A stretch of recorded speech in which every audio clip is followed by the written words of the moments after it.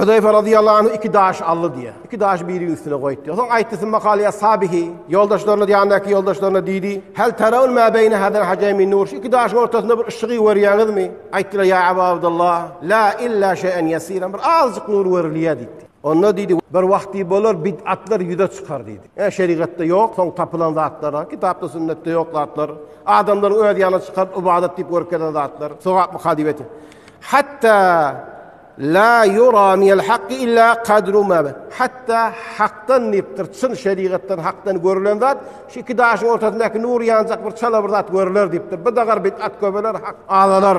Vallahi bir vakt bolar, şeyle bid'at yayrar, faş bolar, munteşir bolar. Hatta idâ turike minha şey'un, hatta ki bid'attan biri, bunun bid'at mını koymalı deysen, kalu terekte sünne, sen sünneti koydun.